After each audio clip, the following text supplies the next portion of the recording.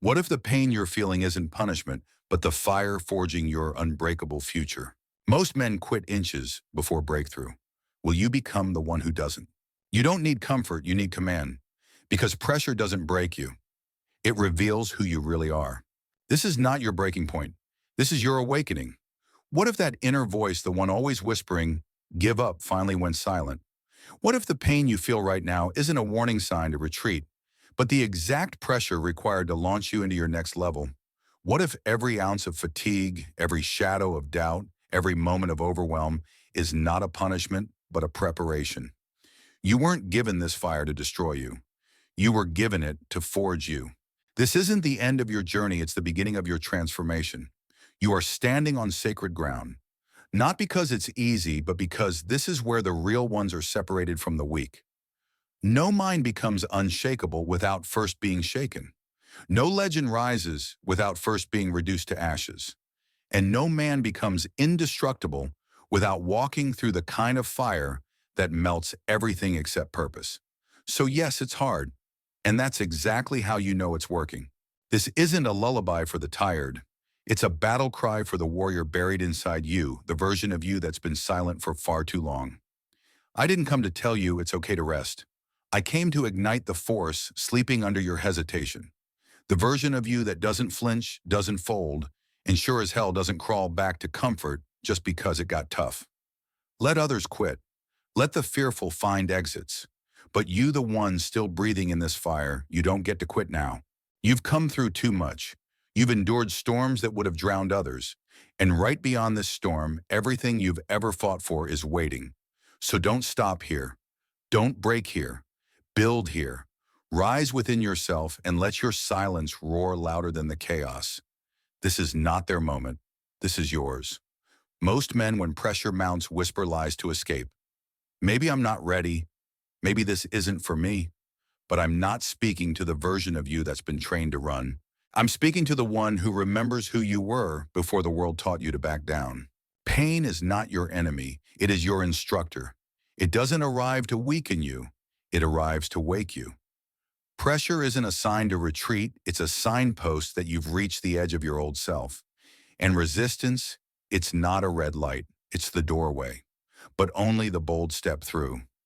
Only the few, those who build, who do, who decide ever get close enough to feel its heat, to face its fire, to earn what lies beyond it. Because what lies beyond resistance isn't comfort, it's transformation. And no man walks through that fire and stays the same. The man who enters full of doubt, fear, and old habits walks out forged in a new shape, sharper, clearer, more real than he's ever been. That is the reason hardship exists, not to destroy you, but to strip you down to your essence. Every false identity, every excuse you've carried, every story you've told yourself about why you're not ready, all of it is fuel for the fire. And in that blaze, only one part of you survives, the part that cannot be broken.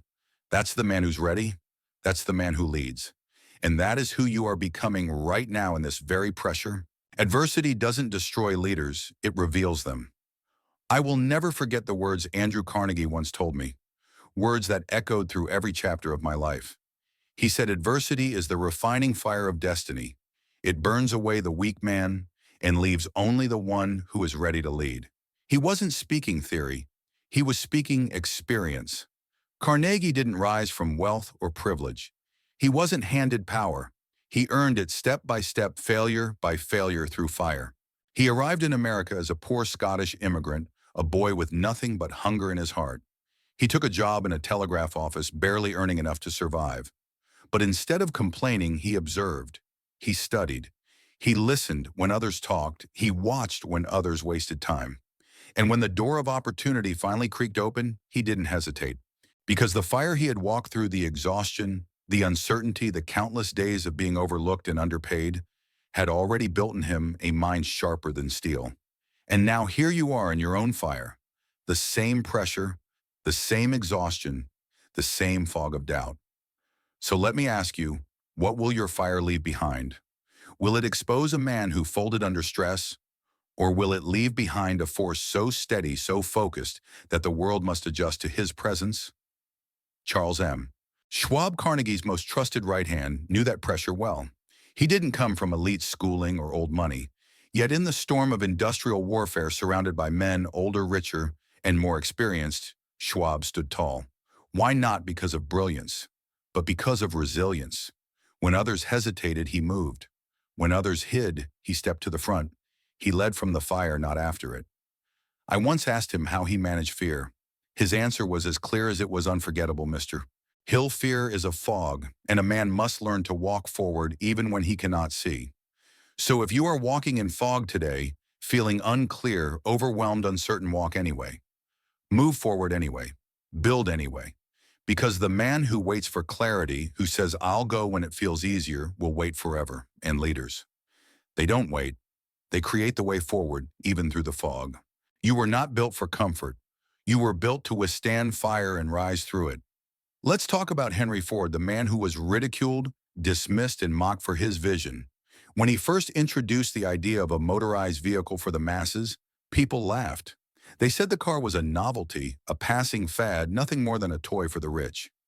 Even his own engineers told him that building an 8-cylinder engine in one block was impossible. And do you know what he told them? Two simple, thunderous words: build it anyway.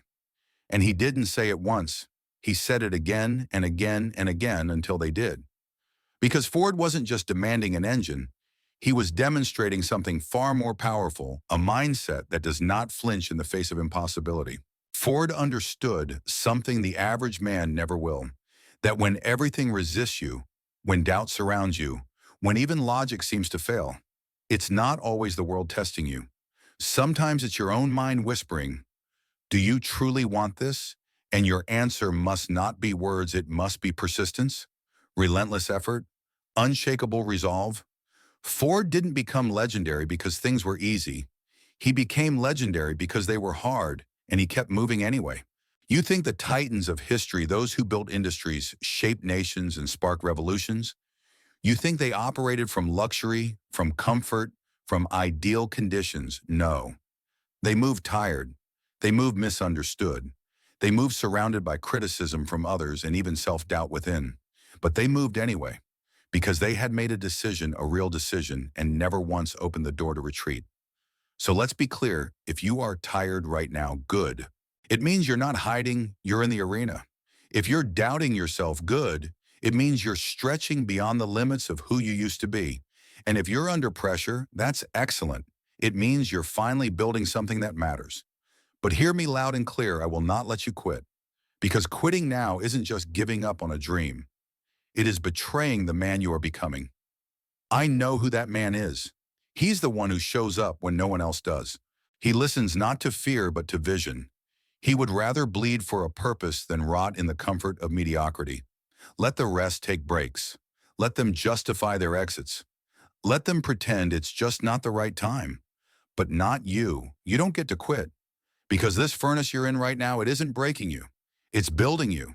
And when you emerge, not if, but when the world will see that you weren't lucky, you weren't gifted, you were forged. Keep going. Don't you dare quit. The pain you're carrying today, it's not punishment. It's a process, a sacred transformation, a furnace that melts away hesitation, weakness, and illusion, leaving only iron behind. And yet, what do most men do when they feel that fire? They run. They search for comfort. They return to the familiar. But you are not most men. You weren't built to run. You were built to withstand, to endure, to construct something greater than what you left behind. And no worthwhile legacy has ever been built without a cost. Let's speak plainly now. There will be days where nothing makes sense, where the world questions your every move, where even tiny progress feels like dragging a mountain behind you. And on those days, that voice will come, the one that says, maybe it's time to slow down. Maybe this just isn't meant for me. But that voice isn't you. That's the ghost of the old identity, the version of you that quit things halfway through, the version that lived small and made excuses. And that man, he's gone. You must now speak louder than that whisper. You must declare, I may be exhausted. I may feel stretched to my limits. But I am not broken. I will not fold. And I will not abandon this chapter unfinished. This is the moment your identity shifts. Not with fireworks, not with a crowd, but with a single absolute choice. The choice to keep walking when your legs shake. The choice to carry the burden instead of waiting for relief. The choice to become the kind of man who finishes no matter the cost. Look at Abraham Lincoln. During the Civil War, he was not celebrated. He was slandered, attacked, questioned from all directions. Even his own cabinet doubted him. The war stretched on longer than anyone hoped, and still he stood, quiet, focused, unbending. He didn't carry the nation because he was superhuman. He did it because he made one simple, final decision. This must be done. He wasn't moved by critics. He wasn't swayed by fatigue. He was anchored to purpose. And so must you be, because that is how giants are made. Not through applause, through fire. When you're anchored to your mission, storms don't shake you, they shape you. Anchored, not loosely connected, not casually involved. Anchored, locked into your mission, tied to your future, grounded in the man you swore you'd become. This is not a moment of glory. There's no music playing, no applause from the crowd, no spotlight, just silence, weight, and relentless effort. But don't let the quiet fool you. Every single step you take through this darkness is laying the foundation of a life no storm can break. This right here is the battlefield where the crown is earned, not in comfort, not in celebration, but when it hurts. When your chest is heavy, your legs are trembling, and every thought in your head screams, "Stop," and still you move forward. Because the man who keeps going, when everything inside him says, "Quit," that man becomes undeniable. And here's what no one will ever warn you about: most people give up right before everything changes. One conversation away from the breakthrough. One email, one rep, one habit, one morning of choosing discipline over doubt. And yet they quit. Not because they weren't good enough, but because it got hard and they mistook the fire for failure. But you're not most people. You weren't built to operate on feelings. You weren't designed to chase ease. You don't follow moods, you follow mission. You walk with vision. You move by code. And that code is carved into the bones of your soul with words like relentless, resilient, ruthless. And nowhere does that code make space for quitting. When Thomas Edison pursued the electric light, he failed more times than most people are willing to even begin. Thousands of failures, explosions, doubts from the media, from his own team. And yet he never swerved. Do you know why? Because he didn't need external confirmation. He had already made the decision in his mind. The result was already his. Every failure simply affirmed that he was moving forward. That's how you must view this moment. Not as a wall, but as a passage. Not as a setback, but as proof that you're still walking the road that most avoid. And if your legs shake, let them. If no one claps, move anyway. If no one believes, you believe harder. You build anyway. Because this fire you're standing in, it's not here to punish you. It's here to leave behind strength that lasts forever. One day, all this pain, pressure, and fatigue will make sense. The burden you're carrying will become the armor you wear. The silence you're enduring will be the source of your unshakable calm. And the nights you worked while no one saw, they'll become the light others follow when they get lost. But that day only comes to the one who keeps going. It does not belong to the clever. It does not belong to the entitled. It belongs to the man who kept building with no praise, no proof, and no guarantee. The one who didn't ask, "How long will this take?" but instead whispered, "As long as it takes." Let us return to the man who shaped that very mentality, Andrew Carnegie. He didn't come from power. He came from poverty. A poor immigrant boy with nothing but hunger inside him. Hunger not for food, but for knowledge, for opportunity, for greatness. He started from the bottom, messenger boy in a telegraph office. And no, his path wasn't paved with gold. It was paved with sacrifice. Long hours, overlooked efforts, low pay, doubt from others. But he didn't fold. He poured more than expected into every job. Every setback became training. Every obstacle became muscle. Because Carnegie wasn't chasing ease, he was forging legacy. And so are you. Greatness is not a gift. It is earned in silence, forged under strain, and built without applause. Every obstacle Andrew Carnegie faced, he didn't just survive it, he studied it, used it, trained through it. Each trial wasn't a dead end. It was a tool, a shaping force. He endured grueling days not because they were fair, but because he saw something beyond his current conditions. A vision far greater than his paycheck. a destiny too massive to be destroyed by temporary discomfort. And so through relentless forward motion, through years of effort, with no applause through sacrifice, no one saw he built an empire of steel. Not just a company, but a fortress of willpower. He became the wealthiest man of his time. But that wasn't his greatest contribution. His greatest gift was his example. He proved to us once and for all that greatness is not handed down, it is hammered into existence. It is not inherited, it is earned. And it's not earned when things go right. It's earned in the silence, in the sweat, in the lonely decisions, in the perseverance that continues when most men would have broken. That same blood flows through you. That same fire flickers in your mind. You are not here to barely make it. You are not here to simply hang on. You are here to build, to create, to lead. And the only way to fulfill that calling is to keep moving, especially when your legs tremble. Especially when everything inside you says, turn back. Because this is where most men give up. They confuse pressure with punishment. They mistake discomfort for failure. They think difficulty is a signal they've gone off course. But that couldn't be further from the truth. Difficulty means you're being refined. Pain means progress. Resistance means you've outgrown your old self. You're not stuck. You're being forged. You're not lost. You're in the middle of the mountain. And the peak, it's closer than you think. Let me remind you of Charles M. Schwab, the man who rose from a humble clerk to become president of U.S. Steel under Carnegie. Schwab wasn't the smartest man in the room, but he was the most relentless. While others froze in the face of uncertainty, Schwab acted. While others waited for plans, he led with instinct. He didn't need permission. He moved in chaos and built anyway. That is what makes a man irreplaceable. Not how clever he sounds, not how perfect his resume looks, but how he carries the weight when the world feels like it's collapsing and doesn't break. And you too can become that kind of man. If you refuse to let pressure become an excuse. If you stop asking for ease and start demanding strength. Let me say this to you with absolute clarity: this storm will pass.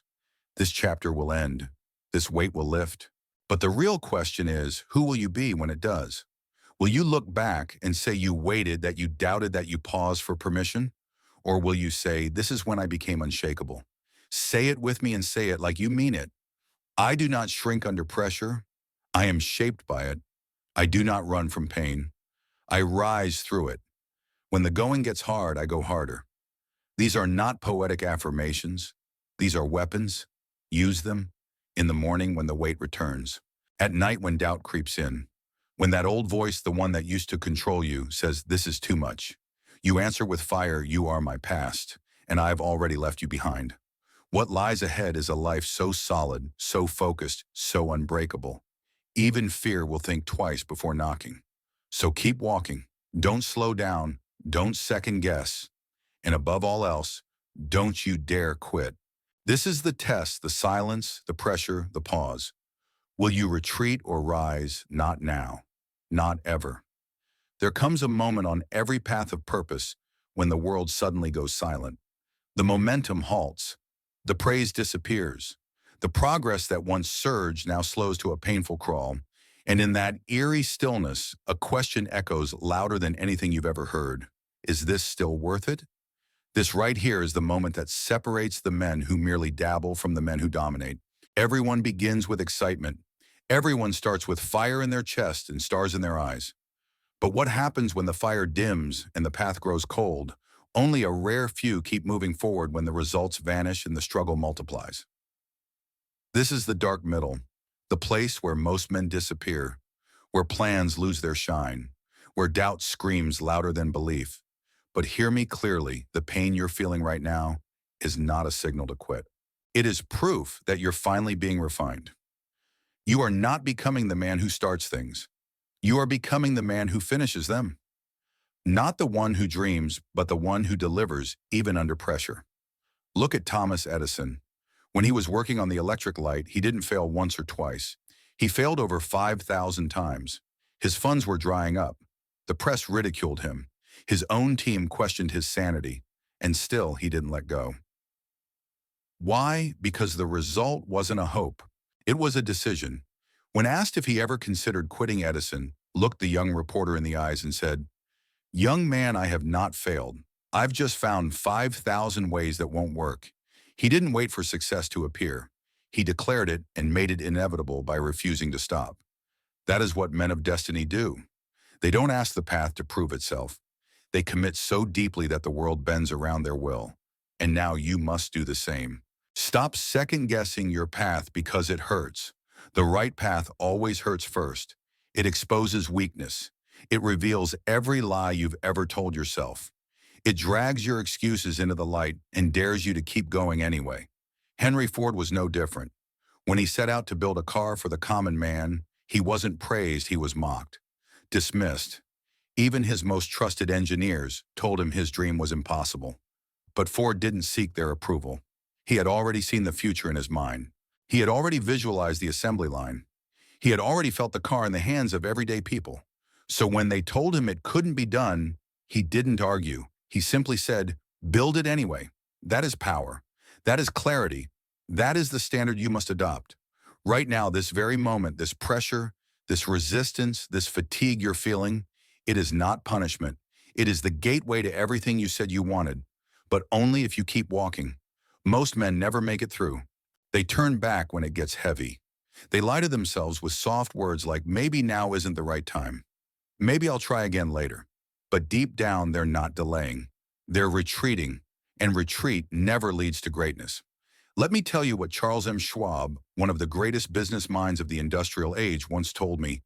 "Mr. Hill, the men who run when things get hard don't realize they were 10 feet from the gold." I saw it happen over and over. Men who were inches away from breakthrough.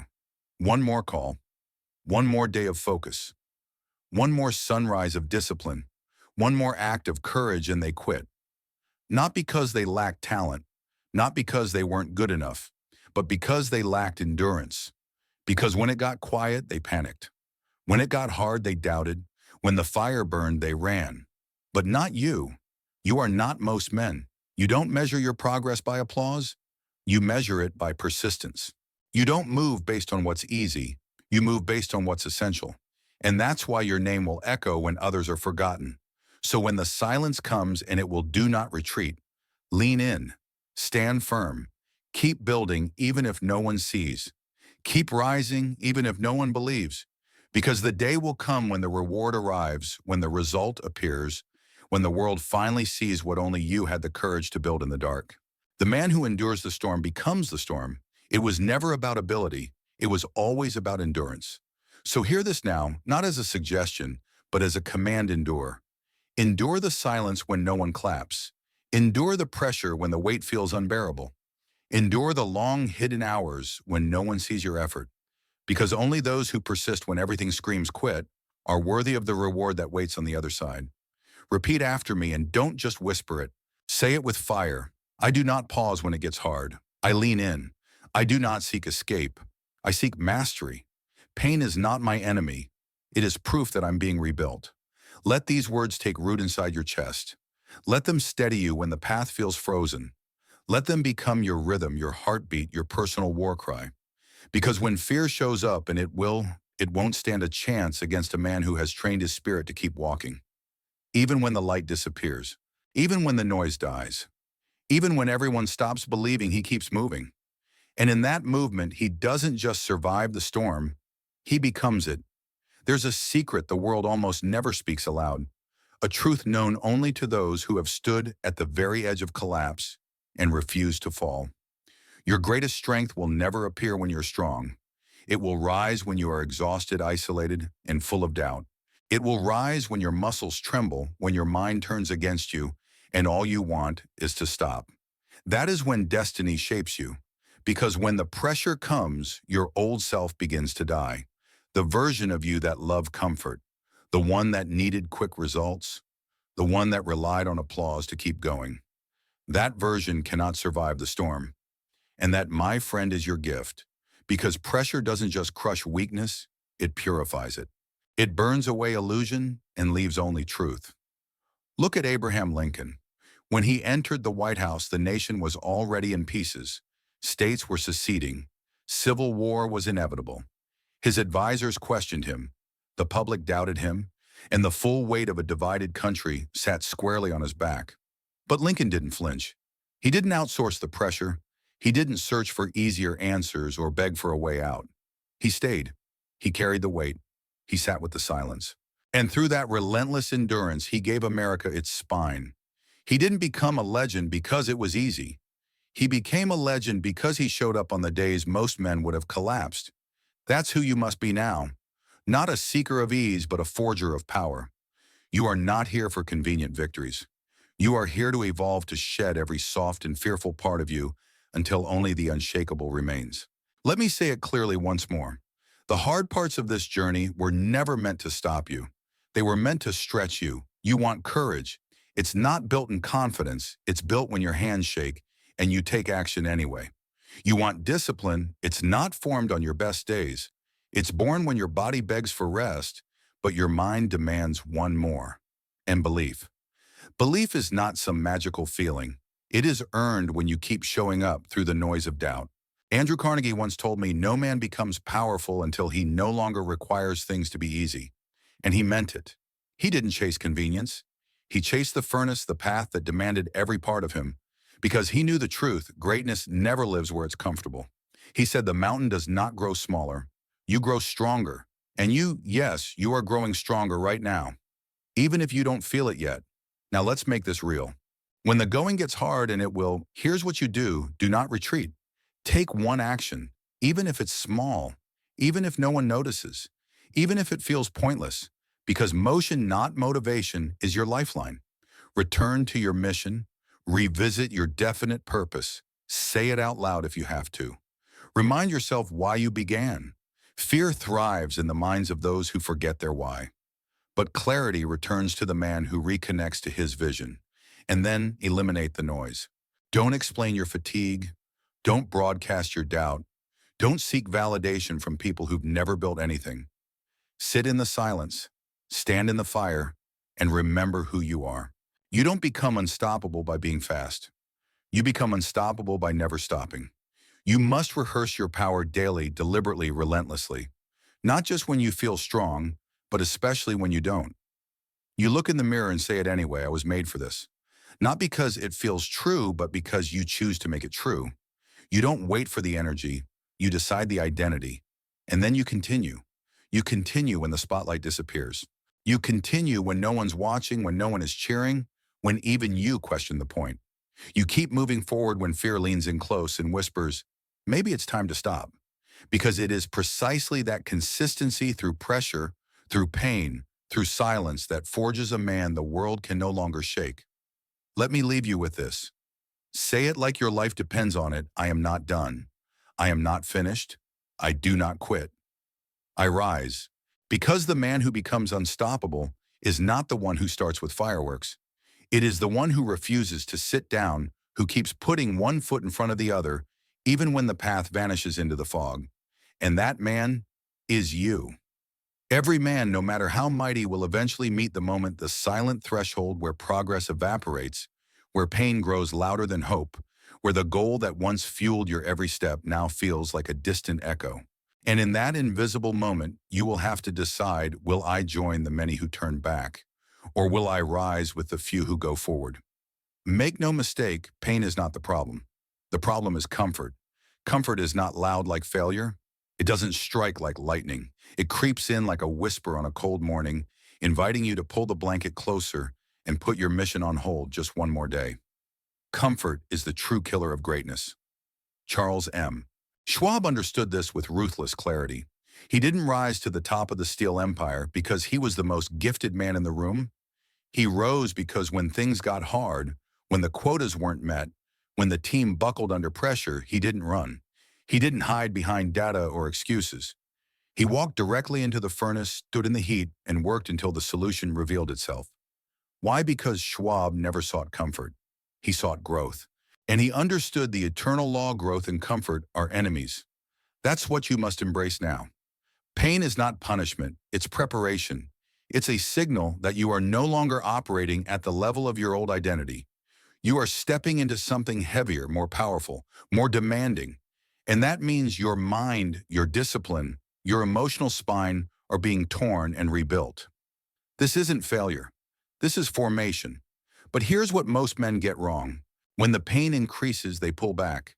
They take it as a warning that something's wrong. They begin to say soft things like, maybe this isn't meant for me. And in doing so, they step away from the very moment that would have transformed them.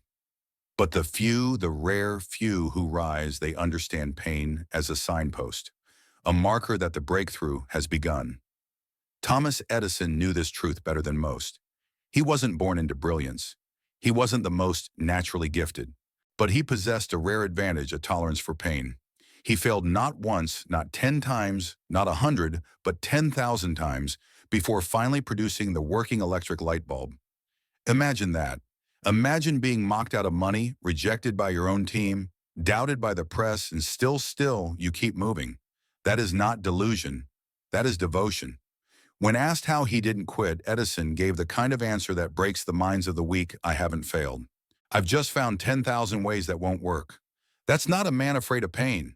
That's a man who made pain his partner. So tell me, what excuse have you? You're not too tired. You're too comfortable. You're not broken. You're being broken open. You're not stuck. You're being summoned to rise with more force, more clarity, more fire than ever before. So when the going gets hard, and it will, don't soften. Don't withdraw. Don't rationalize your retreat.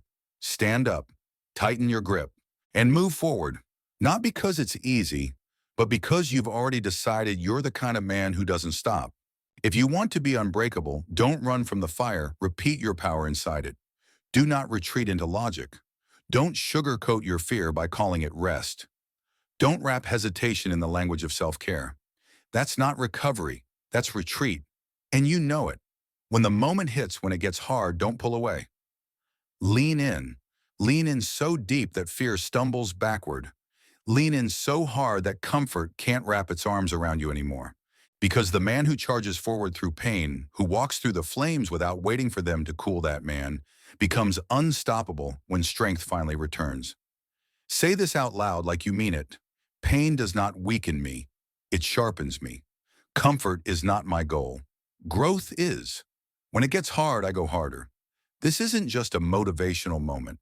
This is your turning point, not in your job, not in your routine, in your identity. Because from now on, pain is no longer your excuse to stop. It is your signal to rise. Shall we continue? If you've ever looked at a man whose resolve seemed unshakable, whose decisions carried finality, whose actions felt inevitable, you might have thought he must have been born that way. But you would be wrong. That man wasn't born unbreakable. He was built through repetition, not through luck, not through talent, not even through raw intelligence. Repetition. Let me tell you something most men will never understand: your identity, that voice in your head that tells you who you are. It's not set in stone. It's a pattern. And every pattern can be rewritten, rewired, reinforced, but only through enough repetition. If you speak something long enough, with enough force, enough emotion, enough consistency, the old self starts to decay, and a new identity begins to emerge. This isn't poetic. This isn't theoretical. This is engineering. Let's go back to Henry Ford. The man had little education, no early wealth, no immediate success, but he had something the world couldn't steal from him: belief. He once said, "Whether you think you can or think you can't, you're right." That wasn't a slogan for a poster. That was the core of his operating system. He didn't rehearse failure. He didn't replay doubt. He rehearsed certainty. He visualized victory before anyone else could see it. He repeated belief until the noise of disbelief couldn't reach him. And in doing so, day by day, year by year, he trained his mind until doubt no longer recognized him. Now let me ask you, what have you been rehearsing? Have you been repeating hesitation, replaying the memory of failure, reinforcing fear-based thoughts that don't belong to the man you're becoming? Because repetition doesn't just shape what you do, it builds who you become. Each time you rehearse weakness, you etch it deeper into your being. Each time you repeat doubt, you train your mind to see the world through the eyes of fear. But every time you repeat strength, even when it feels foreign, you plant the seed of a new identity. One that does not flinch, one that does not fold. Thomas Edison knew this intimately. His labs weren't just spaces of invention, they were temples of repetition. His breakthroughs didn't arrive through bursts of genius. They came through discipline, through doing the work over and over, until what once seemed impossible became inevitable. Every failure wasn't a failure. It was part of the pattern. It was forward motion. That's the mindset of mastery.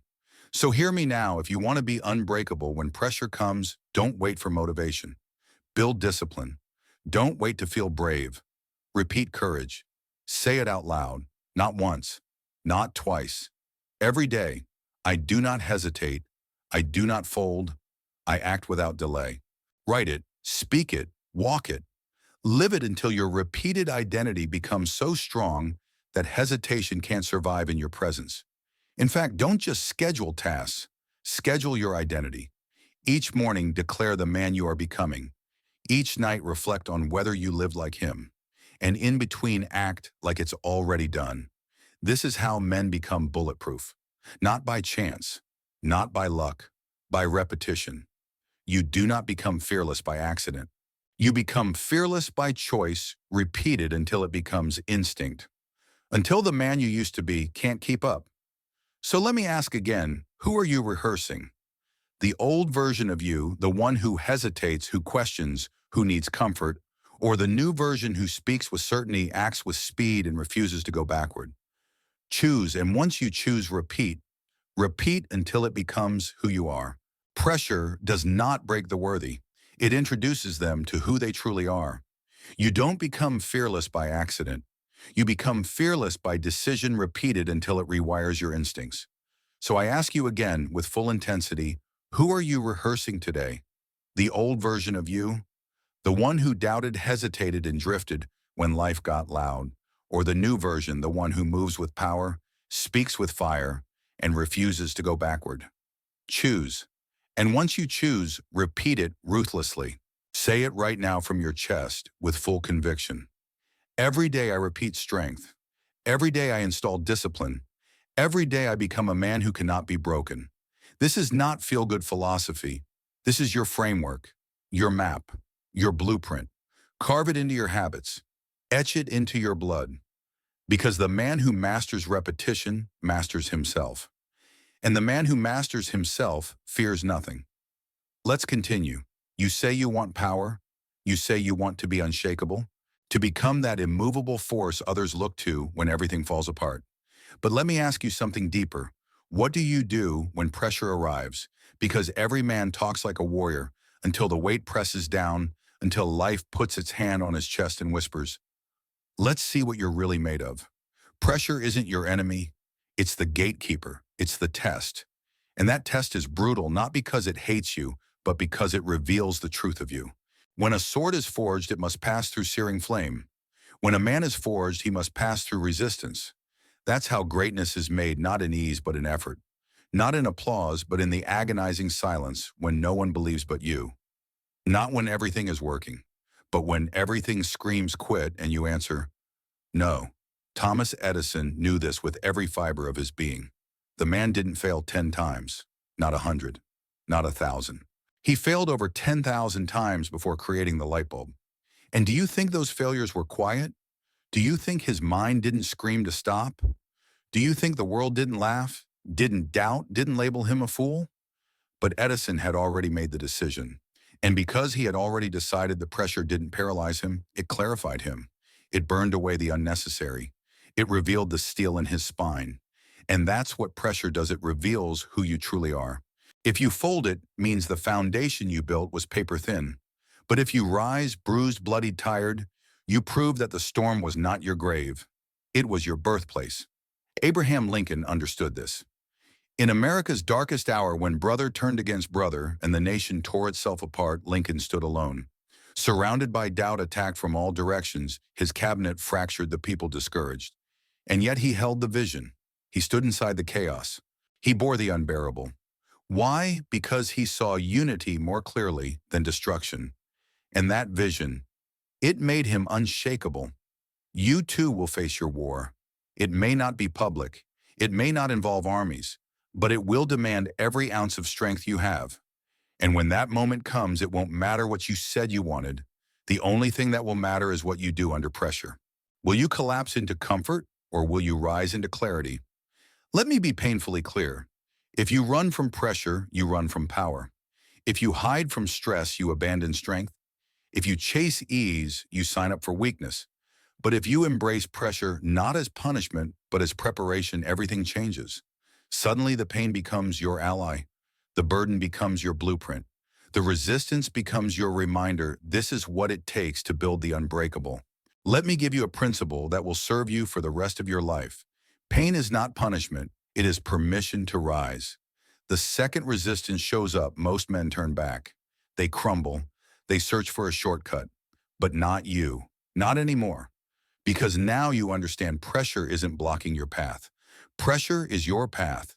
And every time you endure it, every time you lean into it, every time you refuse to fold, you're not just surviving, you're becoming stronger, sharper, smarter. You're becoming a man who walks into storms and walks out steel. Say it now and say it like you're building a wall around your spirit. Pressure does not weaken me. It reveals my strength. Resistance is not the end. It is the beginning. Every time life tries to break me, I grow sharper. You do not become a diamond in silence. You become a diamond under crushing weight. And the only question that remains is, will you endure long enough to emerge unshaken, unbroken, untouchable?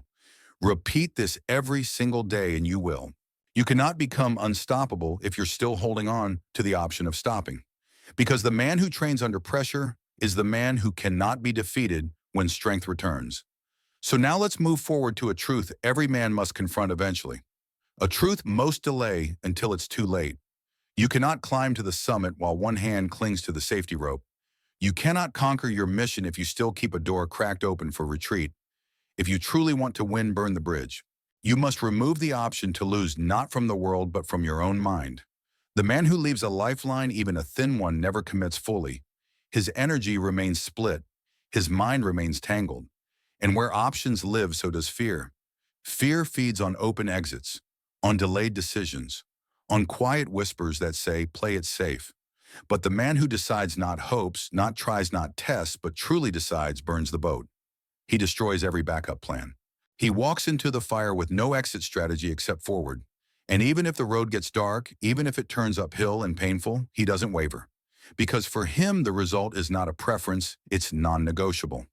Andrew Carnegie lived by this code. He once told me a man who seeks greatness must first destroy every excuse that allows him to remain small. And that wasn't a quote, it was his life. When Carnegie rose from poverty, when he committed to becoming one of the most powerful industrial minds in the world, he didn't keep a cozy corner reserved for comfort or mediocrity. He went all in. He worked like his life depended on it because it did. Carnegie didn't chase money. He chased commitment. And that kind of commitment made every challenge temporary, every failure recyclable, every obstacle irrelevant. Henry Ford operated with the same ferocity. When facing public criticism, financial disaster, and vicious competition, he didn't look for a new opportunity. He didn't pivot. He didn't even entertain the question, what if this fails? Instead, he answered with finality, it will work because I refuse to let it be otherwise. That's what burning the bridge looks like. And no, it's not poetic. It's strategic. It's not emotional. It's essential. Because as long as the subconscious senses a way back, it will retreat. It will search for it. It will exploit any crack in your conviction. That's why the moment you decide, truly decide, you must reinforce it with repetition, action, and finality. Then your subconscious no longer wavers. It aligns. It says, we're all in. There is no way back. We win or we die trying. Let me speak plainly now. You will not reach your highest potential dragging your past behind you. You will not become the man you were destined to be while still carrying the excuses of who you used to be. So ask yourself, what bridges must you burn? What old identities must you bury? What exit signs must you rip down so the only direction left is forward? This isn't recklessness. This is finality. This is about telling your mind. We do not negotiate with doubt. We do not turn back. We don't even look over our shoulder. Say this aloud and let it echo in your bones. I do not entertain escape. I do not flirt with failure. I move forward and I do not look back. Let these words become your fortress. Let them become the new voice inside you that roars louder than fear. Because you don't need another shot of motivation. You need finality. You need to burn the bridge that kept fear alive. And once it's gone, once there's no way back, you'll walk into your future with fire behind you and clarity ahead. Because the man who leaves no way back becomes the man who must find a way forward. And you know what he always does. Now let's press on. To the next battlefield, the battlefield of timing. There's a lie, a dangerous lie that has stopped more men than failure ever could. It's the myth of perfect timing. The seductive idea that someday, one day, the stars will align, the fear will fade, the finances will be just right, and then you'll take action. But let me make this violently clear. There is no right time. There is only now and not now. Everything else is a story, a trap, a myth. The man who waits for perfect conditions never builds anything. He dies with dreams in his mind and greatness still trapped in his heart. Because the moment he should have moved, he hesitated. The door was open, but he paused. And in that hesitation, his destiny slipped through his fingers. Let me say this again louder. Perfect timing is the lie comfort uses to keep you still. The ones who rise, the ones who change the world, aren't the ones who start at the perfect moment. They're the ones who start imperfectly but relentlessly. They take action when it's messy, when it's inconvenient, when fear is loud. And through that decision, they silence the doubt permanently. So don't wait, don't pause, don't overthink, act now, or forever wonder what could have been. You don't wait to be ready, you act and readiness follows you. Thomas Edison didn't wait for permission. He didn't sit around hoping for the perfect team, the perfect lab, or the perfect moment to align. He didn't wait for validation, applause, or the right energy. He began. He moved. He acted. And yes, he failed. Not once. Not 100 times. But more times than most men ever dare to try. But here's the key. Those failures weren't born from hesitation. They were born from motion. And that's why he succeeded. Understand this on a deep cellular level. Motion creates momentum. But hesitation? Hesitation only breeds more hesitation. Every time you delay, your subconscious logs that decision. It whispers, "We're not ready. This must be unsafe. Let's stay still." And soon the dream that once lit your soul like fire becomes something that terrifies you, not because it's too big, but because you paused too long.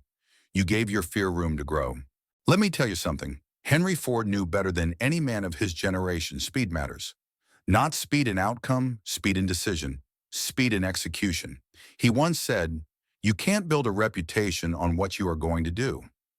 Think about that. Ford didn't become one of the wealthiest men in the world by waiting for the perfect plan. He didn't ask for permission or consensus. He didn't wait for the world to agree. He moved, and in doing so, he made the world adjust. He didn't wait for the applause. He moved before they believed. He built while they doubted. And because of that, he changed history. Hesitation is the most dangerous habit a man can form, because it doesn't wear the mask of fear. It dresses itself up as wisdom. It pretends to be caution. It speaks in polite, responsible tones like, "Let's just be careful," or "maybe later." But in truth, it's fear in a tuxedo, fear in disguise, and it kills dreams, not with violence, but with delay. You must destroy this belief now, the belief that tomorrow will be better, that someday is coming, that one day you'll feel more prepared, more confident, more ready. Someday is where most dreams go to die, because no man becomes great by accident. No one looks back on a life of mastery and says, "I waited until everything felt perfect." What do they say? "I moved when it was hard. I acted when I was uncertain. I trusted my identity more than I trusted my emotions." Abraham Lincoln didn't wait for calm before acting. He didn't beg the nation to settle down first. He stepped into the chaos and led with conviction. He didn't need the storm to pass. He made war with injustice. He acted because the moment was urgent, not despite it. And that's what you must do now. You must begin before you feel ready. You must move while your hands still shake. You must trust your identity even when your emotions haven't caught up yet. Say this aloud, command it. "I do not wait to feel strong. I act and strength follows. I am not a man who waits. I am a man who moves. The time is now because I say it is." That's how your subconscious learns, through repeated declarations driven by emotion. That's what the nervous system responds to conviction backed by action. Because here's what happens when you move before you feel ready. Your nervous system adapts. Your confidence begins to rise. And soon your mind obeys your decisions, not your doubts. This is not just a mindset. This is the law of personal power. Action rewires the man. You don't act because you're ready. You feel ready because you acted. So here's my challenge to you. Now stop waiting. Stop checking the calendar for a green light. Stop hoping for courage to show up uninvited. The clock is not your ally. It is your enemy when it becomes an excuse. The calendar becomes a cage when it's used to delay your destiny. Your calling is not waiting for perfection. It is waiting for you to move. And fear is praying you think about it a little longer. So move now. Let the world watch in confusion as you rise without permission, as you act without applause, as you build without guarantees. Let me tell you why most men fail to finish what they begin. It's not because they lack talent. It's not because they lack money or time. It's because they lack command over their emotions, and emotion governs everything. It governs your decisions, your follow-through, your courage, your discipline. So let me say this with brutal clarity. The man who does not command his emotions will never command his destiny. Emotions are like the weather, shifting, unpredictable, often untrustworthy. If you let them steer the wheel, you'll go nowhere. If your path is based on how you feel, you will never rise. But when your identity takes the lead, when your action comes first, your emotions eventually fall in line. And that is how greatness begins. Not with a feeling, with a move. You are not your feelings. You are the force that commands them. If you live by how you feel, you will act when happy, stall when tired, and fold when challenged. That's the raw truth. Emotions are not truth. They are not laws. They are suggestions, momentary whispers in the echo chamber of your mind. Yet most men treat these whispers like commands, letting every flicker of fear, doubt, or discomfort steer the ship of their destiny. But you must understand, feelings are not facts. They are temporary, unreliable, reactive. Purpose, on the other hand, is proactive. Purpose doesn't shift with the wind. It doesn't disappear because you woke up tired or overwhelmed. Purpose remains. Andrew Carnegie once told me, "The man who learns to rule himself will soon rule many." He wasn't talking about ruling by force. He was speaking of ruling by presence, by consistency, by becoming the example others cannot ignore. That kind of strength begins with one muscle. Most men never train emotional mastery. So let me ask you this.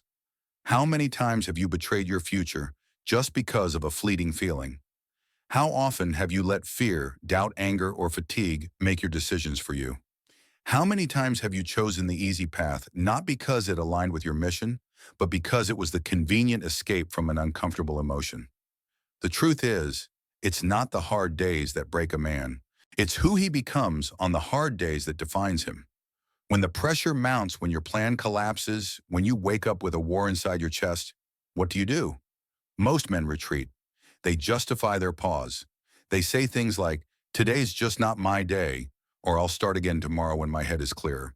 But let's be honest. Every time you let your emotions make the final call, you weaken your identity.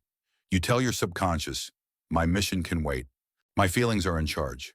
And guess what? Your mind listens. It learns. And soon that becomes your rhythm, a pattern of emotional submission. But the man who masters himself does not wait to feel aligned. He doesn't pretend his emotions don't exist. He simply overrules them. That's the divide. That's the line. That's what separates the dreamers from the builders. Take Thomas Edison. The man was no stranger to emotional storms. 10,000 failures, public mockery, financial strain, crushing pressure. His invention of the light bulb didn't come from bursts of joy. It came from brutal, repeated defeat. But he didn't quit. He didn't let frustration write the final chapter. He trained himself to act anyway. And in doing so, he rewired his nervous system. He trained his subconscious to follow his identity, not his feelings. He became a man who moved through emotion, not a man who was moved by it. When asked how he endured so much failure, Edison replied, "I have not failed. I've just found 10,000 ways that won't work." Do you feel the weight of that response? That is not poetic. That is not motivational fluff. That is emotional command. Now let me speak directly to you. There will be days when your body aches, when your mind races, when your heart is heavy and your future feels clouded with doubt. And in those moments, you must act anyway. Because the man you're becoming isn't determined by your mood. He's revealed by what you do when every part of you screams to quit. Emotional control is not suppression. It's not denial. It's leadership. It's standing as the captain of your ship when the sea is wild.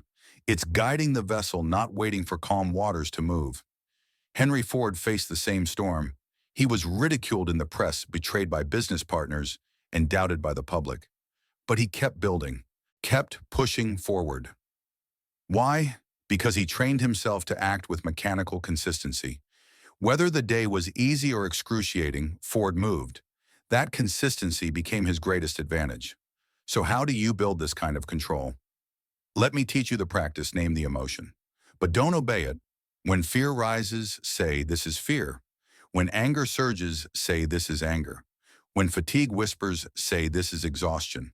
But then say with force, "I do not obey this. I act anyway." Why? Because naming the emotion separates you from it. It creates space. It breaks the illusion that you are the emotion. You are not. You are the one who decides what to do with it. That's how you reclaim your power, not by eliminating emotion, but by commanding it. So from this day forward, let this be your rhythm. Feel, name, lead, and then act anyway. This is not the end. This is your rebirth. You are the observer, and the power of the observer is the power to choose. You must anchor yourself not to the shifting tides of emotion, but to the solid rock of identity. Your identity must be stronger than the mood of the moment. You must rehearse this truth every single day until it no longer feels like a mantra. It becomes a law written into your nervous system. I am the man who moves no matter what. Say it aloud. Say it with authority. Let your subconscious absorb it until action becomes your default state. Not a response to convenience, but a declaration of who you are. Because when identity governs your behavior, not comfort, then action becomes your instinct, even when the conditions are imperfect. Build rituals that activate your inner power. The most powerful men I've studied never waited for motivation. They built structures that summoned it on demand. Andrew Carnegie meditated daily on his definite purpose. Charles Schwab didn't start his morning scrolling through noise. He reviewed his mission with deliberate intensity. And so must you. Build anchors, whether it's a morning affirmation, a cold shower, a walk in silence, or a bold declaration in front of the mirror. Repeat them until they create emotional stability beneath you. Because repetition is the root of internal mastery. You must expect resistance and then welcome it. The builder doesn't curse the hammer for being heavy. He trains with it. So when fear comes knocking, when fatigue shows up uninvited, when doubt whispers its old song, don't flinch. Greet them like familiar rivals. Smile and say, "You came again." Good, let's dance, then act. Move anyway. Let me remind you of Abraham Lincoln.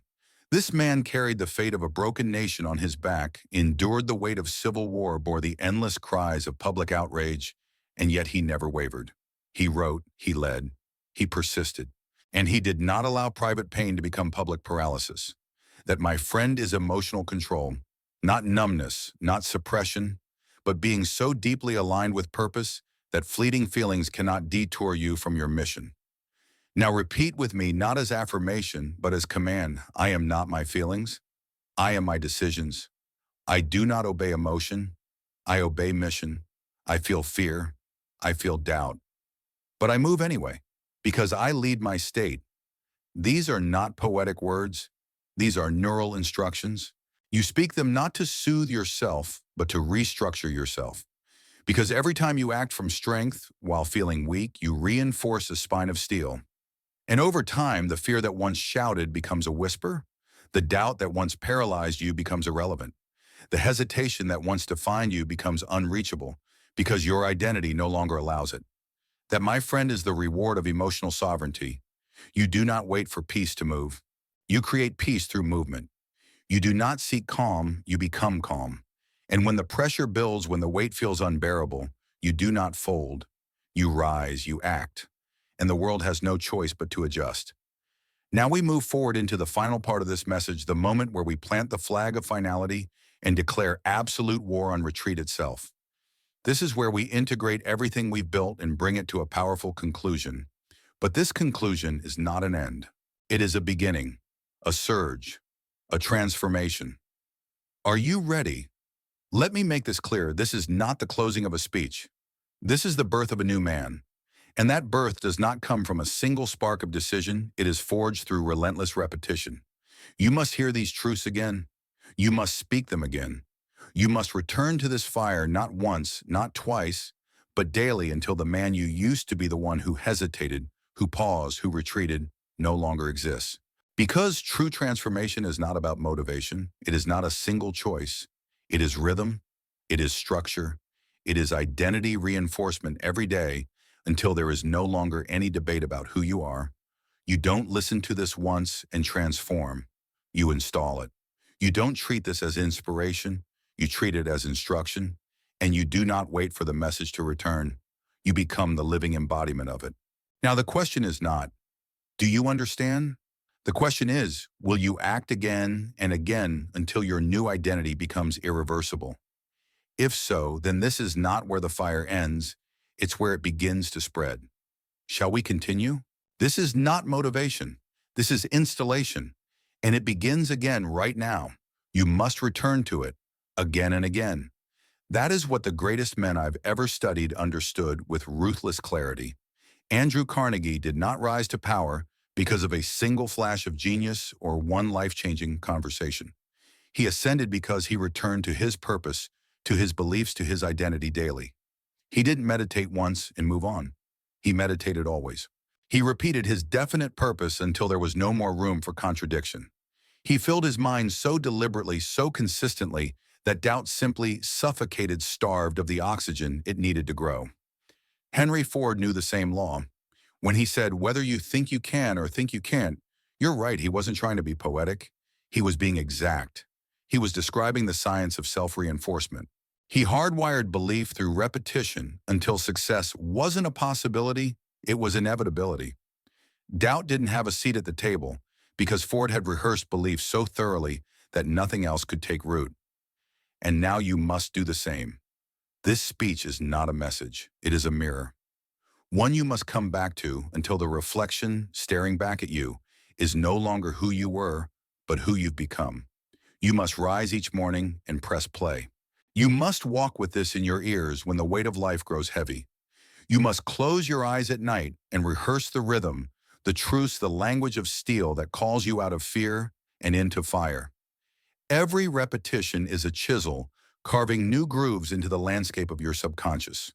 Each word you replay digs a deeper trench in your mind, and over time those trenches become roads, and those roads become highways, and those highways become identity automatic, unconscious, unshakable. Let me make this perfectly clear. The man who listens once is entertained.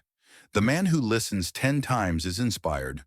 But the man who listens every day, who speaks these words with power, who walks with them, breathes them, lives them, he is transformed. That is the law of autosuggestion. That is not motivation. That is identity programming. That is the architecture of becoming. So say this now, not softly, but with force, with fire, with the certainty of a man who has drawn the line. I will not forget who I am becoming. I do not allow fear to rewrite my code. I repeat strength until it becomes my nature.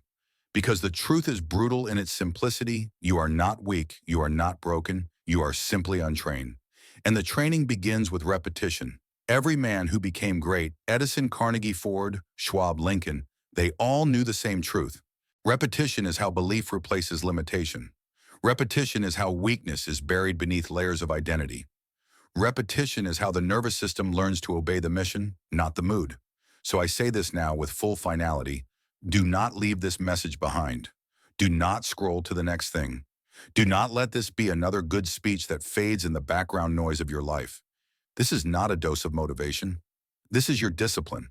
From this day forward, you wake up, you play these words. You walk alone, you speak them out loud.